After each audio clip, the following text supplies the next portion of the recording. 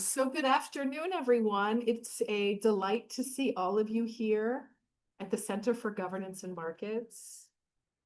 This talk is part of our continuing series on the future of development assistance. And when we started this project about 2 years ago, the world looked a little different than it does now in terms of the landscape and the future for development assistance. And there's no better person to help guide us through these uncharted territories than Deji Olaore. Deji is an international development governance specialist with extensive experience supporting democratic institutions and civil society across Africa and Asia. He has worked extensively on strengthening governance systems, promoting accountability, and enhancing the role of media in communication and democratic processes. He's had a number of very important leadership positions. He served at the U.S. Agency for International Development of blessed memory, the World Bank, and he's contributed to programs advancing institutional reform, public financial management, public sector transparency, and civic engagement. And what he does bring to us is really a unique perspective that sits at the intersection of governance, communication, and public policy, helping bridge research to practice to help foster more inclusive and effective development outcomes. And the most important thing, well, there's two important things that are not in his biography. Number one, he's an alum of what was then known as GISPIA, but today known as SPIA. And he was a student in our MPPM program. And for many years, he worked closely with the Johnson Institute of Leadership, fostering a really impactful program on Nigerian public service. And so he he stewarded this with Kevin Kearns, who was the former director of the Johnson Institute, bringing many cohorts of Nigerian leaders here to the University of Pittsburgh. And that was really his work. And the other important thing to note is Deji and I got to know each other about 20 years ago when we were roommates in Kabul. We were both working together on a project helping establish the first Afghan parliament. And I was a graduate student and he was a senior rule of law advisor working for this USAID project. So it's good to have an old friend who you meet halfway around the world who lives in Pittsburgh. Sometimes that's what it takes to meet your neighbors. So without further ado, Deji, the floor is yours. We're really excited to hear from you today.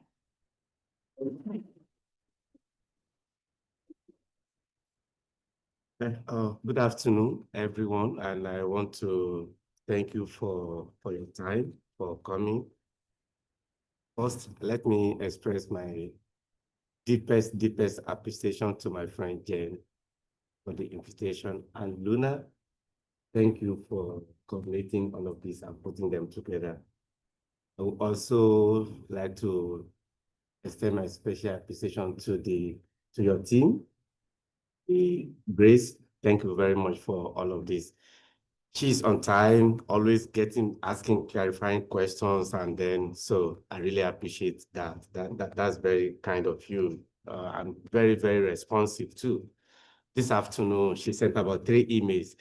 Are you sure you are going to get there? Do you have this? Do you have that? Including where I was going to park. So thank you very much. I really appreciate that. And to everyone in this room, I welcome you. Thanks for coming. And I believe that the topic that we'll be talking about resonates with each one of you, and you have some level of interest. That is why you are here this afternoon. So, and I hope that the experience that I'm going to share will be of help or try to move the needle in this conversation. Jen, maybe I should call you and your team prophetic seer. You saw into the future when you started this series, and it wasn't even as bad as we are now, talking about the future or reimagining development assistance. I don't know what led you to conceive that, but what a perfect timing to have this conversation. And I believe that as we continue to have this type of conversation, all of us collectively will bring our experiences to bear on how to resolve this or to chart a way forward. So I structure my talk in just with 4 kind of outlines or focus. Number one, how do we get here? Just to to refresh our memories. How do we get there and what are the implications? Second, I'm going to take a look at what works and what didn't when we talk about development assistant implementation. I was talking to the student, there's quite a lot of difference with what we learn when we're in the classroom and when we go out there, because the challenges that the world throws at us, yes, we do have the skill set, but at the same time, oftentimes we need to think on our feet on how to react to some of those challenges. We also have to think outside the box. Some of the tools that we've been giving here may not be enough. So we should be prepared and ready to learn from people that are out there, and in order for us to be able to solve this problem. So then the next thing I will talk about the new development approaches. What are the focus area now? What is the shift? Where is the shift moving to?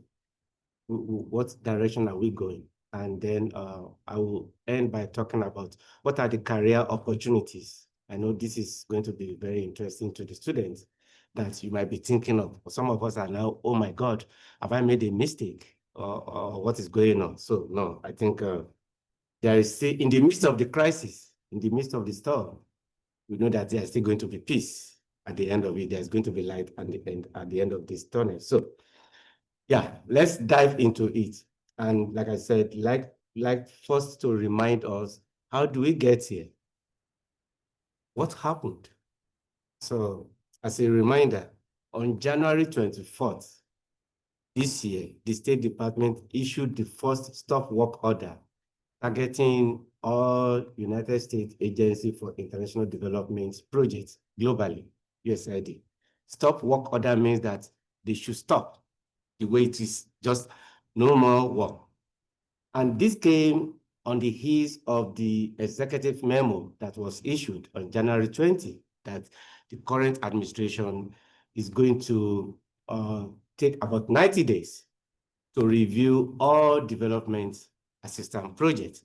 So fast forward, by July 1st, USAID ceased to be known the way we used to know it. Its operations, its programs, the staff, everything officially ceased to exist.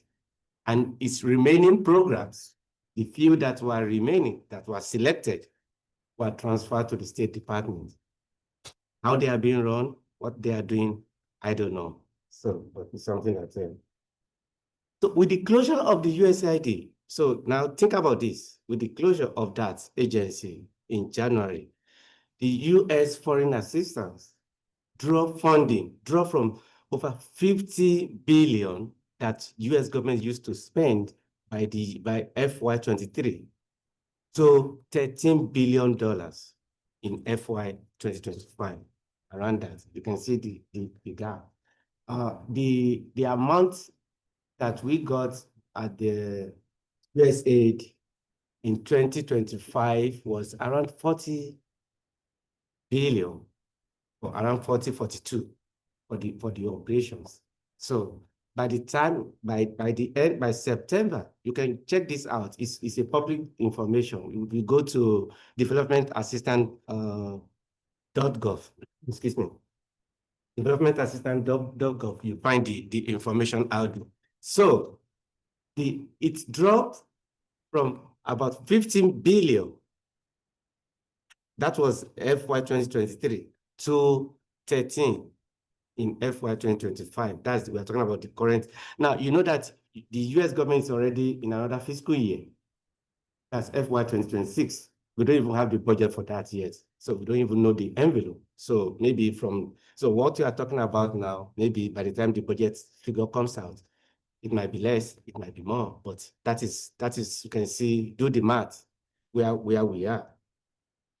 And the US government has been the largest funder of development assistance among all other agencies in terms of humanitarian assistance, governance issues, and all of those. So the impact is huge.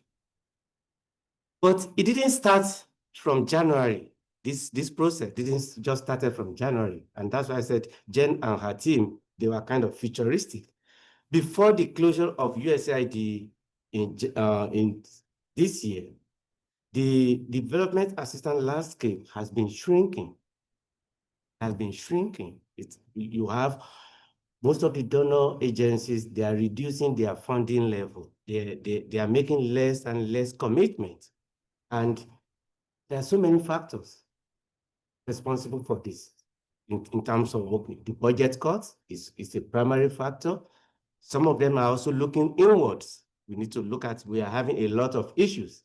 If you remember a couple of years in UK, the Brexit, that was a major issue for them. Then now how to deal with getting people to be able to do the kind of work that they need to do when they exit Brexit. So now they have to be a lot of cuts. So the FCDO, as is known now, they call it Foreign Commonwealth and Development Office, also did cut their own budget. Similarly, the EU did cut their own budget, as well as the US government, even before this major event happened. So there has been a trajectory that the development assistance fund is gradually dwindling. Another factor that we can also look at is the emergence of China into the whole development sector. And China has a different model of development. Is give and take. So they go into most of the African countries. Part of their own development is that, okay, we are going to build roads for you, but we are going to take your resources. So we are going to construct this bridge for you, but at the same time, we are going to manage it. I was in Sierra Leone in 2019, and I was going from Freetown, which is the capital, to we have a program outside. And guess what? There was this beautiful road that the Chinese has just finished constructing. And they put in, and there was agreement between the government of Sierra Leone and China that they are going to build and manage. Okay. They have the money. But the surprising thing was that, guess what? The people and they have toll gates. People that were collecting tolls were Chinese. The first thing that came to my mind is that, are we saying we don't have Sierra Leoneans that can be just collecting tolls? So they did not only build the bridges and the roads, they are not only managing, but also their people are the ones. So this is the type of development that we see from the other side. And these are all things that are affecting the landscape of development assistance for where we are. So what are the implications of all of this? Number one, funding reduction. We'll talk about that. Two, too much fragmentation in the development sector. What do I mean by that? You have so many companies, big companies now, coming in. There are so many channels that development funds flows through. You have the contractors, you have the NGOs, you have the think tanks, you have the universities, you also have the international public organizations. They are not contractors. They don't, what we give them is not even grants. We call it kind of, it's a special award that we give to them. So you have so many channels through which the aid money flows through. And what is the implication of that? Less money flowing through the recipients, the final beneficiary, because when you begin to pass the funds through so many channels, by the end of the day, what gets to the final beneficiary is very negligible. So we can be talking about big pause up here. So it's like a funnel or inverted triangle. By the time it gets here, discover that the amount of money that is coming or getting to the target beneficiary is nothing to write home about. So these are some of the problems that the sector has been facing. And as practitioners, we should not shy away from talking about them. We should be able to point. This is a time to look inwards at ourselves. Look at including our training. What are we doing right and what are we doing wrong? Another implication for that is that development assistance now flows also are tied into geopolitical interest. Gone are the days that they do development focusing on development goals or development objectives, core development objectives. But now it's all about what is my interest in this area? What is my interest? What is the government's interest in this sector? What is the government's interest in this geopolitical area? So that determines the amount of money that goes into that area. So for example, if there's a particular government interest in sub-Saharan Africa, you can channel more. During my days at USAID, we have what we call focus countries. Focus countries were determined as a result of the US government's interest. So you have to know what are the priority areas for the government. And then when we are doing our planning, there's what we call focus country, meaning that we have to pay more attention.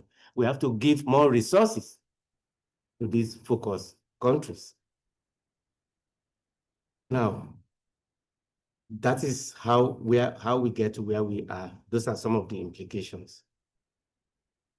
How do we now bridge the gap between the policy and the reality on the ground, particularly focusing on development implementation, focusing on our programs, focusing on the initiatives that we take to address some of these problems?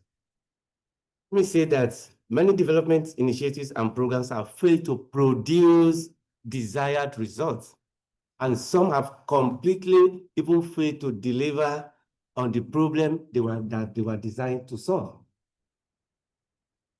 There are so many of them out there. For example, you might say, oh, we want to address the problem of out-of-school children. And then you build classes, and children are still not going to school. What went wrong? Something must have gone wrong in our design. Or you want to say, oh, there's need for government to embark on certain reforms, and they go on that reforms, but people are not feeling it. People are not seeing any changes in their lives. Then there is a problem. Yes, you carry out a reform. You supported the government to do the reforms, but in terms of the implications for the people, can they see the results? Again, there are so many factors that we can look at that may be responsible for these shortcomings and lack of desired outcomes. I must say that in reality, genuine development progress is complex. Solutions to most of development challenges are not that simple. So we need to be able to, that is why we need to bring everybody to the table. You cannot think, oh, I have the solution. No one person has the solution to the problem. There must be a collective effort to be able to address these problems. And oftentimes, there could be some political barriers to effective implementations of development initiatives. Or there could be resistance from vested interests. Some people that are benefiting from the status quo, they don't want to see the changes. So they are not going to allow you to do what you need to do as long as they keep benefiting from the status quo. So overall, many development initiatives fail to address these complexities, and they end up promoting interventions that have little or no impact. On the other hand, we have some other development initiatives that have concrete results. They positively impact the life of people. So the question is that, what do they do differently? If you look at those development programs or initiatives that are very effective, they have certain principles in common across the board. So I'm going to kind of run through a couple of those principles. They are nothing new. These are things that you know. These are things that we've been taught in our classrooms. These are things that we even talk about every day with our peers, with our colleagues. If we go for our professional development, these are things what we talk about. Then if they are that common, then why are we not having successful development programs or initiatives? It's because we ignore them. So I want to say upfront that maybe I'm preaching to the choir. I'm not saying anything new to you people, but why are we still talking about them is because they are very important. And if we continue to ignore them, it's going to be to our own disadvantage as practitioners. We need to wake up. We need to do something about them. So again, I will be relating this to my own experience in governance. So there are people in humanitarians, there are people in peace and conflict, but mostly I'm in governance. So please, I want to also manage that expectation so that you know where I'm coming from. The first thing that I would suggest that if you see any successful development assistance project or program or initiatives is it's have people at the center of the development. It puts people, the people that the beneficiary are the one that drives this type of programs. I'm sure people will say, okay, yeah, we know that. That is not new. But as simple as this may sound, you will be surprised how this principle is being neglected and ignored every day. Every day. Some will even call it, oh, it's people-centered development. Oh, some will call it people-driven development. There are different names given to it. But I tell you, the nomenclature, the name we give to it doesn't really matter. The question is that how many development projects, actually have that are locally led and locally driven? Locally led and also locally driven. How much do we involve the people that are actually supposed to be the beneficiary of this? Successful development programs focus on solving local problems that were defined by the local people. We have to define the problem with them. You don't sit down in London or Washington and define a problem for people in Malawi because you read it in the papers or on the news, and you believe this is, and then you just, because of that, you write a proposal, you get funding for it, and then oof, off you go. There's no way such a program is going to work. We need to, in our design, in our development of the implementation strategy, the people must be involved. Let me give an illustration. It's very simple, but I've never gotten it off my head for years now.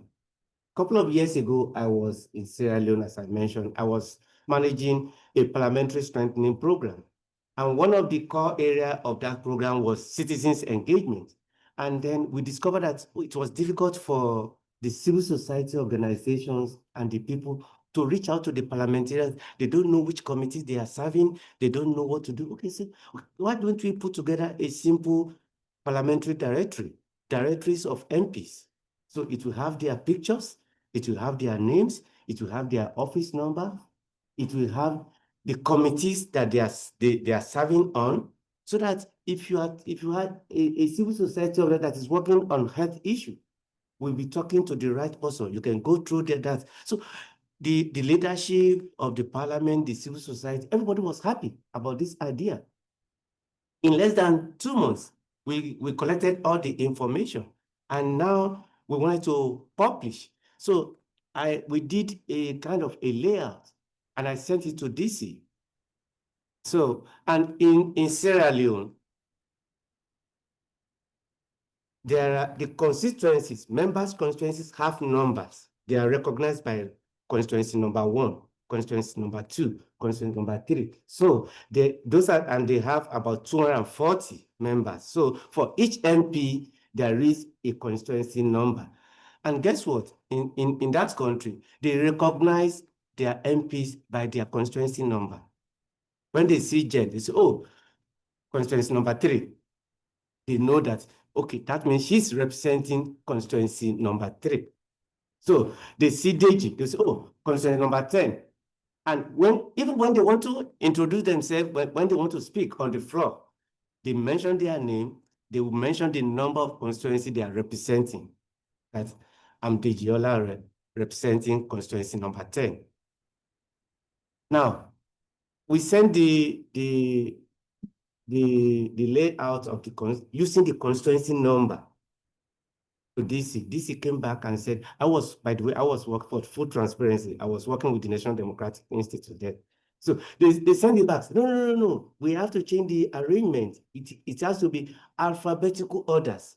That we have to look at all the MPs whose name starts with A, who is B, who is C. I'm saying, no, these people it doesn't work this way.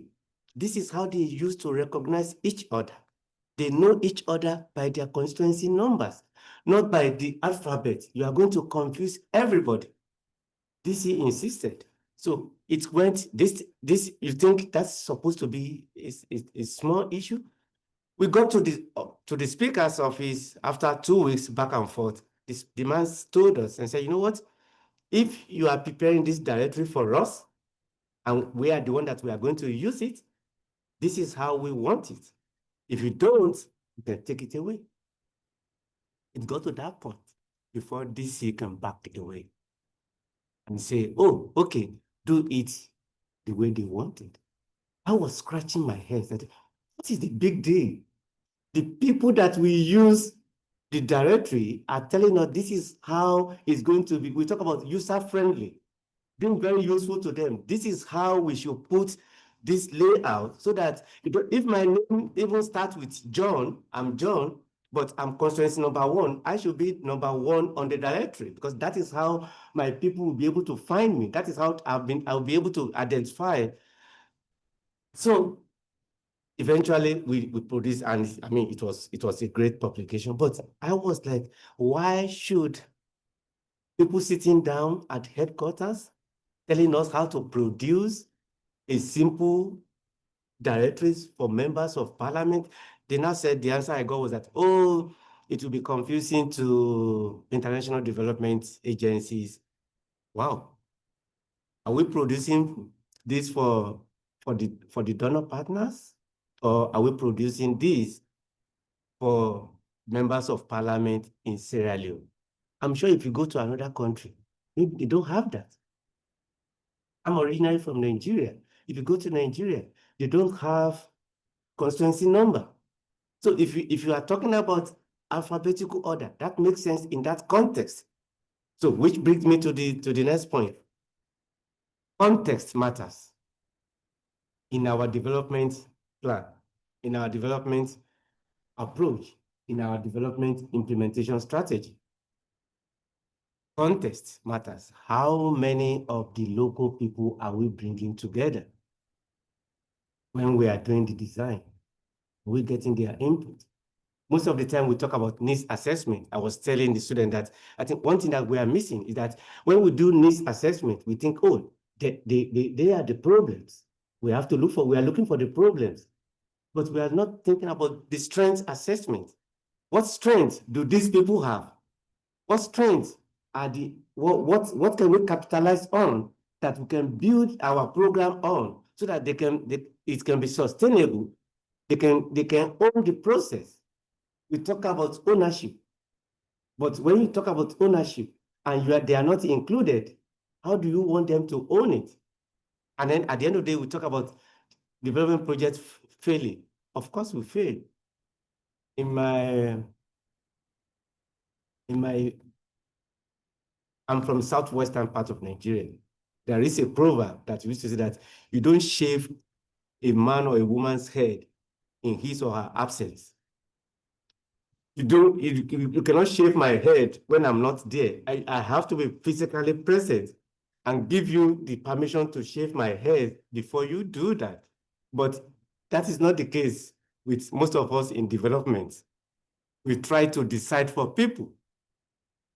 We decide for people, and we think that we all go well. And then we now come back and say, oh, why are we not having buy-in? Why are we not have, we talk about stakeholders engagement. Those are not, those are periphery. That is not ownership. Yes, you can bring people to the room, talk to them. I've been in several meetings that they would, at the end of the day, well, if people have just done, is this what you wanted? Okay, if that's what you want, you go ahead and do it. So that is another issue. Another point that USAID introduced a couple of years ago was the term called localization. Localization simply means it's a policy shift to increase the power and resources to the local organizations by putting the local organizations at the lead of the development, strengthening the local systems. With the student, we are talking about how do we strengthen the internal system, strengthening the local systems, and increasing direct funding to our local partners. What this concept really means is that the large international organizations should take a step back and let the local organizations take the lead. That it means that all these international organizations that are contractors, they should do less and allow the local organization to do more. But the most important thing about this concept is that it's about power, about money. And we shift the power from the chemonics of this world to the local organizations.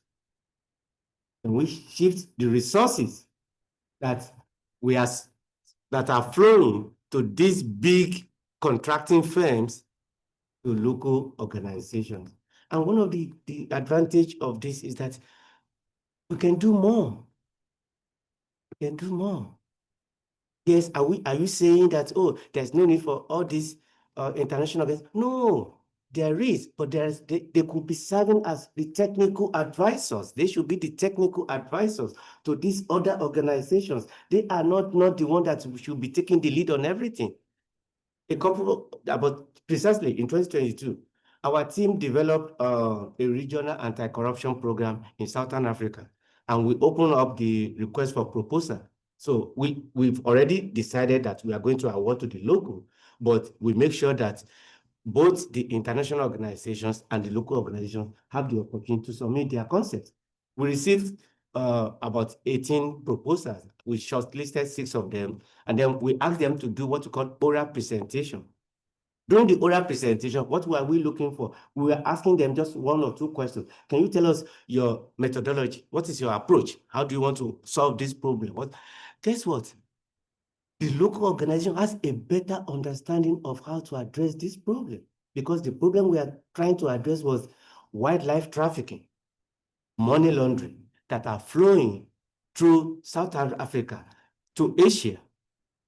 These local organizations, they know, but if you read the proposal that came from the international organization, you will not even take a look at the proposal that came from the local organization. They are not at par. If you base the decision, our decision to award that contract or the award based on just the proposal that was submitted, then the local organization, they had no chance. So because the international organization, they have the resources, they hire the best people to write their proposal for them. They understand what they speak the language. So they know you are writing to USAID, you are writing to this EU. They know what to expect. But when we had oral presentation, it was a different ballgame, because some of the questions we were asking them, the international organization in the room couldn't even answer them, because they don't understand the context. So it's also very important that we try to move money to the people that are actually on the ground. And the last point I want to mention before I move on to the next point is that the idea of co-creation is very important. What do you mean by that? Co-creation is a system whereby we bring all the diverse stakeholders together to collaborate, to design, to find solutions to these problems. It involves shared power and decision-making, bringing together various partners, government officials, local organizations, faith-based organizations, community leaders, traditional rulers, if they are, it doesn't really matter. Bring everybody to the room and say, this is the problem we are trying to address. What do you think? What do you think? That way, you bring everybody to, and that is where you begin to build the ownership. That is where you begin to give them sense of belonging. That is when you begin to let them feel that, oh, we are part of this process. Nobody is coming to impose something on us. This approach creates greater ownership. And it fosters inclusivity. It brings people together. It's also grounded in the local solutions. The solutions is coming from the people. And when you implement such, then you know that you are on right track. Now, I've talked about interference from the headquarters. You need to deal with that. Another thing that I want to mention quickly is the idea that our evaluation, we talk about M&E, oh, give me your M&E, this and that. But these days, you don't wait until a year or two after the program before you do an evaluation. In fact, what we are advocating is and reflect on a regular basis. Maybe after 6 months, want to stop, bring the stakeholders together again. What is going on? Where are we on this project? What can we do? What are lessons learned from that? We can now go back and refine our activities. So some call it adaptive management. Some call it, okay, it's part of collaborative learning and adaptation. That's again, different names for all of this. But the key thing that, are we ready to bring people together? Or do you want to wait, do your midterm evaluation when money has been spent, maybe lives have been lost, and then you know, say, oh, we didn't include this stakeholder. Oh, we forgot that. Oh, the political economy indicates this. We missed this. But if we are able to do pause and reflect early enough, I think we'll be able to catch most of these things. So the students in the room, I know the current situation in the sector is creating a lot of concerns and uncertainty for us, and also not only the students, but for the development practitioners. One of my colleagues, she went to JHU. She was accepted as a foreign service officer, we call them FSO. When this problem started, she just started crying. She said, Deji, I've waited all my life. I went to school to study international development. I got this opportunity at USAID as a foreign service officer. She was already in the language school training to be deployed when the whole thing crashed. So that was the state of so many other people. There are stories with what just happened, that when you hear them, they are heart-rendering. Families that a husband or a wife just got deployed, they send them out, and 3 or 4 months after, no more job. They've relocated the entire family overseas. They have to come back. So those are the issues that we are facing now. But I want to state that as we talk about the future of development assistance, or reimagining the future of development assistance, it is important also to talk about the students, the future of our students, and how we can help them in navigating this current situation that we find ourselves. I know it is not an easy conversation, but at the same time, we have to move this conversation from the corridor talk to the open space so that we can begin to generate ideas of how do we help each other, both the current practitioners and the intending practitioners, those the students that are already trying to go into this sector. And to effectively utilize their educations. These days, my advice is that students should combine their academic knowledge with practical, adaptable skill sets, practical and adaptable skill set that can address multifaceted development challenges. What do I mean? Gone are the day that you want to say, oh, I want to focus on human rights. Please don't focus on human rights alone. Give an example. Climate change is a big deal now. Can you look at what is the impact of gender and children? What impact is climate change having on this particular set of people? So if you are, is there a way you can bring that lens to your international development studies angle? Can you look at things differently? You want to say, maybe I just want to focus on governance and then all I do is, no. You need some additional skill set. Do you have skills in data analysis? Can you learn some data analysis skills? Can you improve on that? Can you also think about how do you conduct some applied research that can be used to solve specific real life problems, not just theoretical now. We need to think about how to embrace technology and try to use the tools that are available to us in our development. There are a lot of issues. We have issues like data privacy. You have data governance. You have security issue. AI is out there now. It's making waves. There are a lot of issues that we need to deal with when it comes to AI governance. I have a friend that just is in Bahamas now. One of the things that they task him to do is that the use of AI by public officials. How can you develop a governance around that? A policy, users policy around that. Those are the things that we need to start thinking about now. It's not about what AI can do, but the people that are using AI, how can we help them to use these tools appropriately? Use it appropriately. So these are some of the things that we need to think about.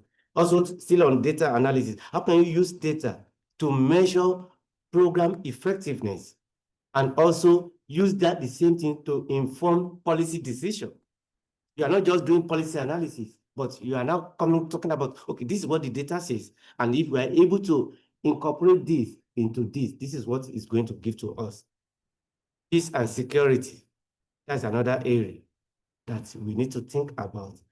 Conflict prevention, conflict mitigations. What are the tools that we are developing, that we have in our toolbox to be able to address this? I also want to look at the public health. Public health now, we have a lot of issues around the public health policy and management. It creates opportunity for students to solve real life problems. And it starts from here. Maybe you are doing attachment, maybe you are doing volunteering, well, I don't know, whatever you want to do, but begin to deal with real life situation.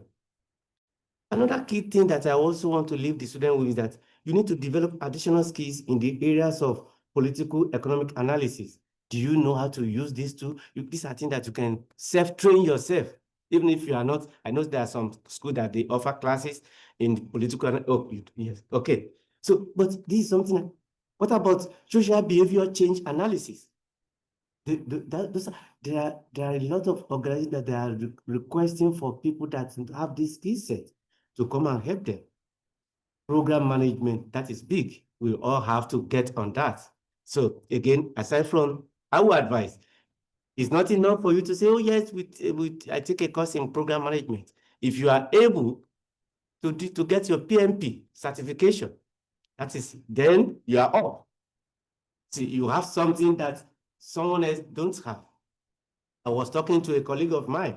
Is into the anti-corruption area. I said, there is a certification on anti-money laundering. You want to get that. That puts you on top of the pile so that there's something that you need to have. Another area that I will also want students to think about is that the management of extractive industries. Extractive industry governance is huge. It is huge. So you have UNDP, you have EU, you have all of those agencies that are doing a lot of work. You have even the philanthropist organizations, they are doing a lot of work in this area because there's so much money. But because the host countries, they don't have the right governance structure in place. There was this concept that they talk about domestic revenue mobilization. You are mobilizing the revenue, and the revenue is going down the drain. You are not seeing it. So there must be how to help them, how to help this. And a lot of multilateral development banks, they are working in this sector too. It's not only World Bank. You have all these multilateral development banks, they are working, even including IMF. IMF is stepping up too in doing some of the things that traditionally they don't do. IMF is also hiring people for political economy analysis. Also get on that. Look at consultancies. Consultancies opportunities is something that you can, and start small. Don't be afraid to start small and start local. It doesn't have to be something outside the country. It could be something that is close home. So expand your horizon beyond the traditional development organization that we know. Think about the private sector. They are big. Private sector, they are big in all of this now because a lot of them, they have global reach. So they have global affairs offices. Talk about the tech companies. They have what they call the policy section. And any sector you want to go to, either it's tech or health, you need to bury yourself, understand the policy environment of that area. That is one thing. Don't say, oh, because I have a degree in policy management, I can go into any area. No, you can use your experience and skill set, but you need to understand what is the policy governing the tech sector. What are the challenges they are facing? What are the issues that they are dealing with? So, in conclusion, it is not that the future is not that big, but we all have to wake up and be ready to make changes. I believe that within this rupture and devastations that we are seeing, it provides an opportunity for us to rethink, to kind of self-reflect. How did we get to this point? And the other thing that I want to talk about is that we have a problem in development sector that we don't know how to communicate our successes very well. We need to learn how to tell our stories, not only to the funders, even to the people that are the beneficiary. So strategic communication is very key. Strategic communication is very key. So how do we package what we are doing so that people may understand the importance of the work that we are doing? And rather than designing programs that satisfy donor politics, we need to focus on the actual people that matters. The people that matters. The people that matters. And when we do that, I think we begin to have this fulfillment that, as a matter of fact, have contributed to this. And I know that I'm making some progress. Thank you for listening. I really appreciate you all. I will now take any questions that you have on this. Thank you.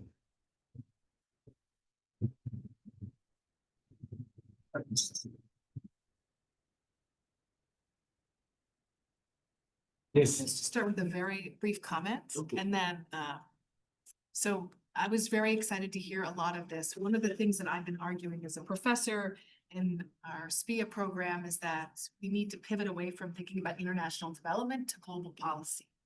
right? So as you suggested that, seeing this change in the development landscape, and what we needed to do is produce experts who can think about specific policy issues, understand those issues, and then understand the policy environment. So I was very happy to hear you talk about political economy analysis. I've been teaching a political economy analysis course for years. Still misunderstood by many students about what this is, because you know at USAID what political economy analysis is. It means a very specific thing. It's a skill set.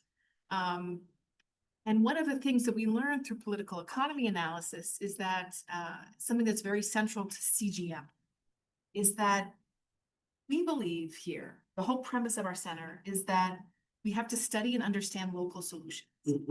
And that should be our basis for public policy. Not coming from the top and saying, you know, here's what a country needs and here's the solution, but let us study, let us get people out in the world to understand how people solve problems. Our mission is to understand the ways people come together to solve problems. It really gets at this and then build on this. But a criticism that we get is that, well, number one, maybe those local solutions that you identify are very inefficient. They don't, they're not compliant with the latest UND, UN SDGs on gender, for example. They're imperfect, they're not efficient, they're slow, they're hard to bureaucratize and scale up.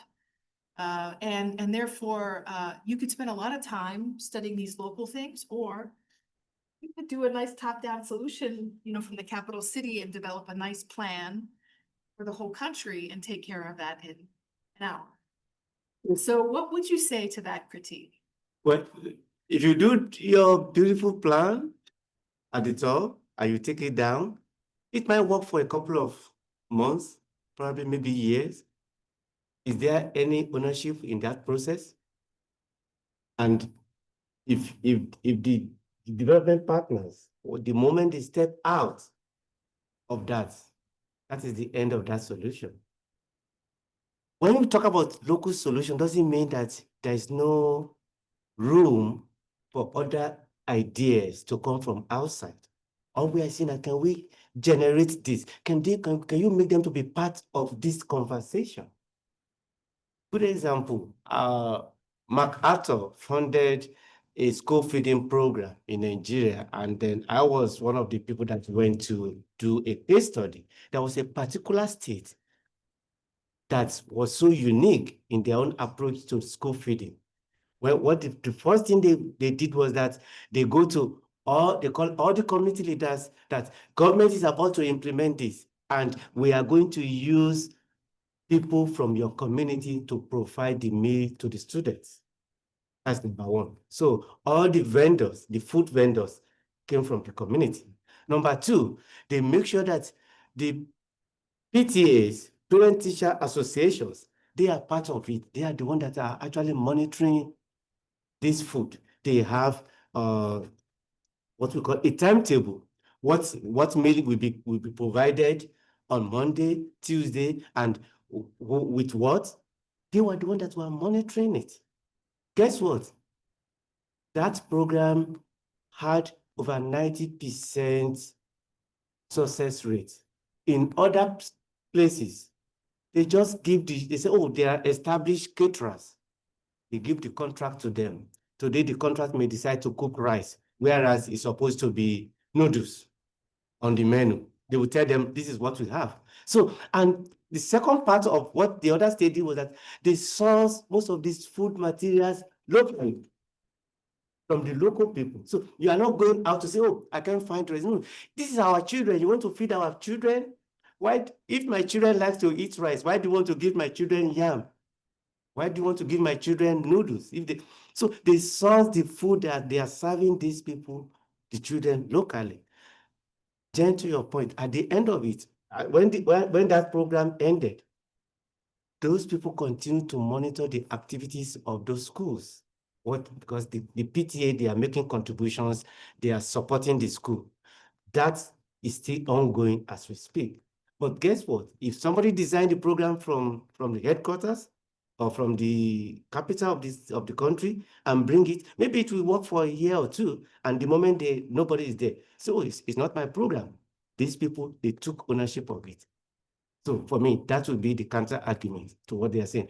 We are not discounting that other ideas should not be interjected or introduced into this, but let the people take the lead in their own, let them have a say in their own in their own development efforts. And if possible, let them take the lead. Let them be part of it. Yes. So you mentioned China quite a bit and how they do this transactional approach. I'm curious, how can the United States combat China in the international development field, especially because we've done a step back? How can we prevent them from filling in the void that we left? Well, the issue of China, because it was so obvious, they were doing it.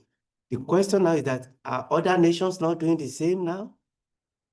That is what we refer to as the geopolitical interest. I put my money where my interest is. And you are not only doing that, you are also indirectly dictating what needs to be done. So China, the unfortunate thing is that when you go to, I'm speaking from sub-Saharan Africa experience, when we go, because China is involved in physical infrastructural development, these are things that people can see. So there's this way that people feel like, okay, well, at least we see the road they built. Oh, we can see the dam that was constructed. But the question is that at what expense, at what cost? Those are the challenges that we need to deal with. Those are the transparency issues that we need to deal with. In terms of countering China, the US government has so many policies countering China. But again, my question is that, where are we? Are we also not going in the direction of some geopolitical interest and saying we put our money where our interest lies?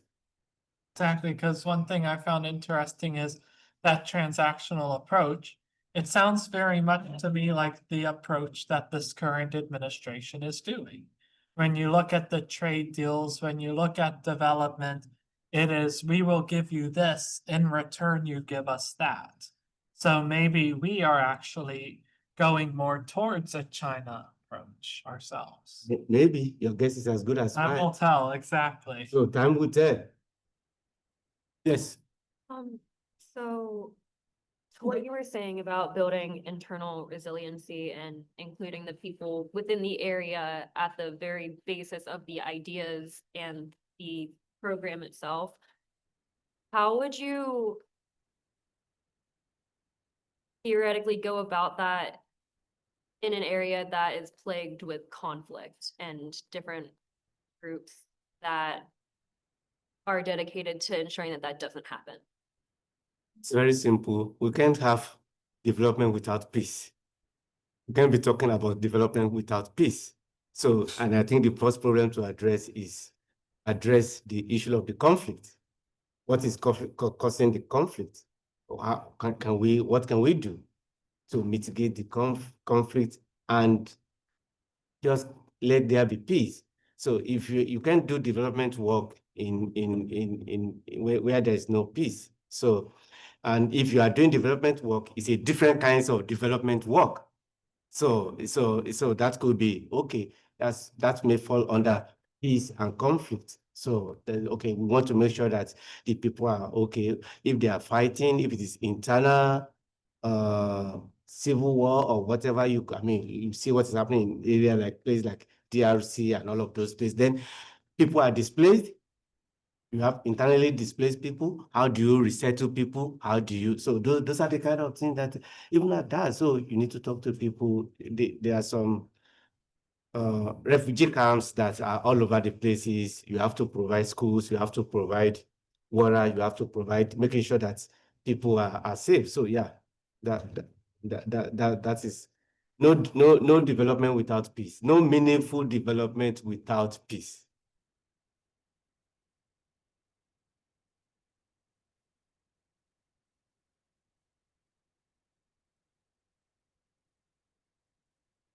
Any other again, let's make it a conversation. Maybe your thoughts. You are feel free to disagree with any of the points that I've raised. It's not about, I'm not here to talk down on anyone, but also to hear your own perspective about all of these things. Because when I was preparing, most of these things that we talk about, putting people at the heart of the development, the localizations, there's nothing new, absolutely. But I keep asking myself, why are people not doing this? Why do we fail to do this? We were having a program in Zambia to address the theft in the health commodities. And the Ministry of Health in Zambia did an assessment of their health commodity supply chain 2 years ago. That was around 2021, 22. Now, we have USAID now had another organization to go and continue to work in that space. Guess what? They wanted to do another assessment of this supply chain. And we say, for goodness sake, this is a report conducted 2 years ago. What has changed? That you insist. So we shut it down. The point that if we do not, if there are people that say, no, we can't do that, then they will go out again, spend a lot of money, do another assessment, and probably come back with the same recommendations in the report that they've not even done anything. There are so many reports upon reports, assessment upon assessments, too many assessments. And is that a way of wasting resources? This is where we also are development practitioners. We have to think that what we are doing, can we really justify it? That this assessment is important, is needed? Yes, please. Introduce yourself. Yes, of course. My name is Paola Diz Vargas, MIT student second year. I heard that a lot of the conversation was about including like local, like communities or engagement in the development and the design of the projects itself. I guess my question is that it is a personal feeling of mine that there's a lot of lack of trust within communities internationally, particularly with international agencies that perhaps are more US led or have a US interest. So I guess my question is, how is it possible or how would we go about trying to engage with these communities if there's a significant lack of trust? Good question. So the lack of trust, you know why? Because when we go there, we think we are the Messiah. I'm here to solve your problem. I know as a matter of fact, they will say, you are the problem. I'm here to take you out. I'm taking you down because you are the problem. Do you want me to trust you if you come to my home and that is the way you address me? No. Even if I'm dying, if what you are going to provide me will save my life, I will still put some resistance and say, no, you are not my savior. So can we be humble enough to learn from these people and present that, okay, we are here to work together? That is the issue. Lack of trust, it is, yes. And we talk about, lack of capacity. What do we even mean by that? We need to define what capacity we are talking about. Yes. One last question.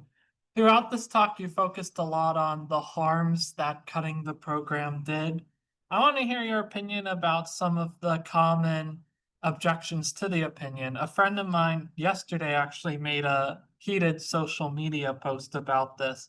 And you hear the administration talking bad about USAID because of the wasteful spending. One of the things my friend said was $3.6 million for exotic dancers in Haiti, $4.2 million for LGBTQ plus projects in Uganda, $6 million for Palestinian media organizations.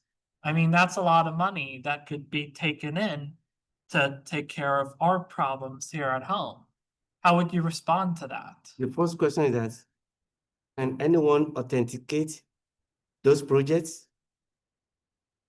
Congress did. No. Can anyone? Can you find those projects in USAID portfolios? When this whole thing started, I'm not defending anybody here, but there was that in Gaza that they said They spent $5 million buying condoms, which turned out to be fake news. So Congress So- and the president, they're making things up.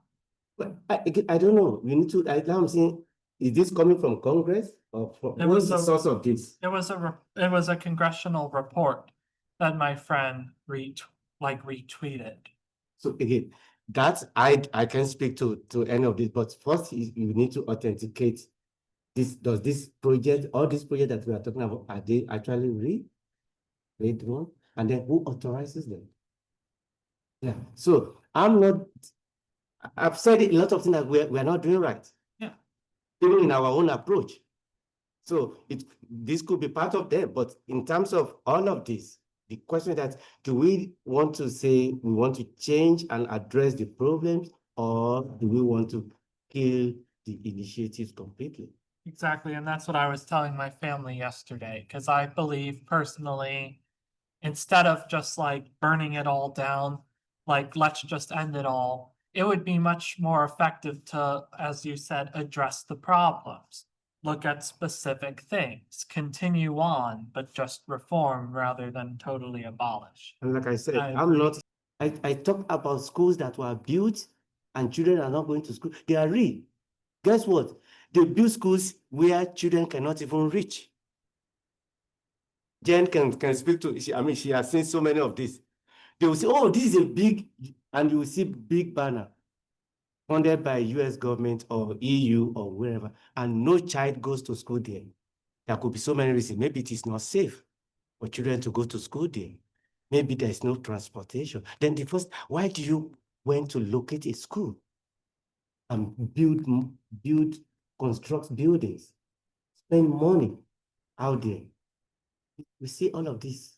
But at the same time, there are also good programs that are affecting lives. Yes, Jen. I just want to ask a question, sort of following up. Sure, yeah. Paola. Paula asked a really good question about about trust. And, what I've seen over the course of my career is that, you talked about the contractors and the localization strategy. So, in development, there's for-profit contractors that implement projects and there's nonprofit NGOs. Yeah. And they're both international, right? Exactly. So Chemonics is like I don't know if they still exist. The big international like contractor that implements. They tend to be very technical projects, like a transportation corridor, something you need. And then on the governance side and humanitarian side is NGOs, Yeah. international NGOs. And one of the things I felt was that often there's more mistrust develops towards not the contractors, towards the NGOs, the international NGOs, which we love here in the United States and in SPIA, we celebrate NGOs. But I found that people tend to identify a lot of hypocrisy. The contractors are like, we're here to do business, solve this problem, make a profit and be technical problem solve, fix, go. NGOs come with we're moral, know better, we are champions of rights. Exactly. And they still, one of the reasons I left working at USAID is I didn't like being lobbied by NGOs.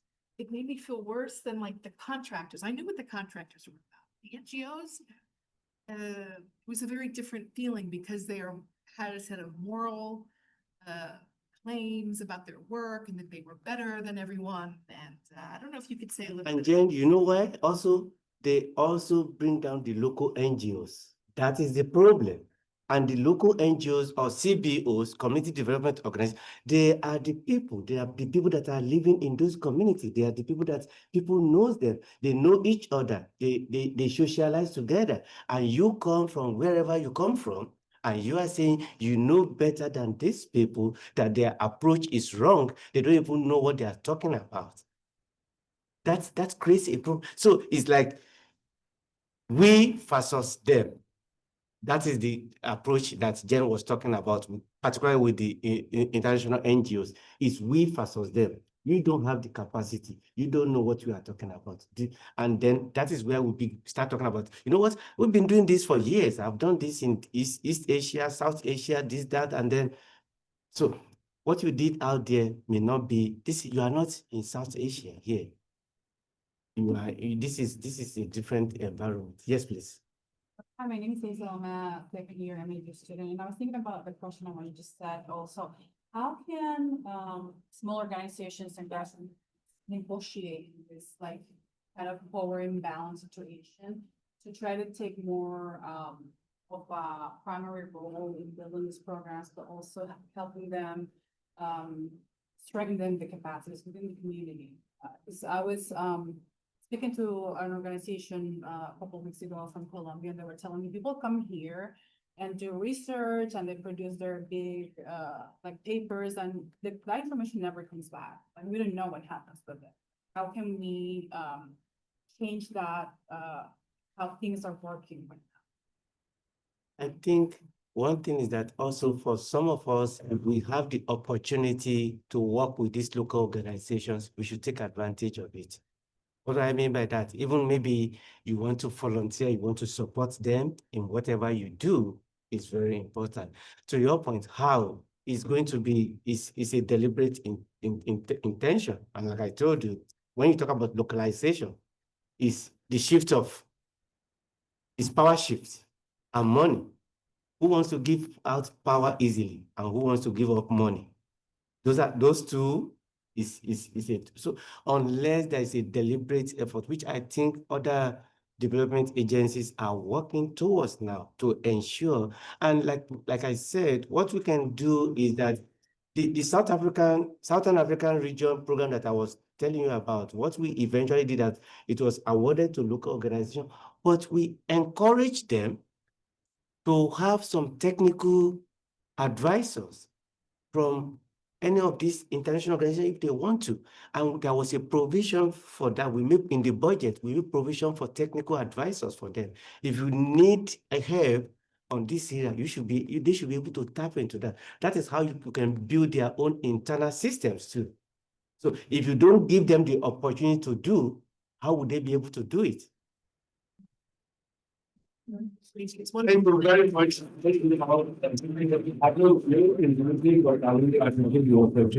So we are not losing hope, and then we are not giving up. Thank you.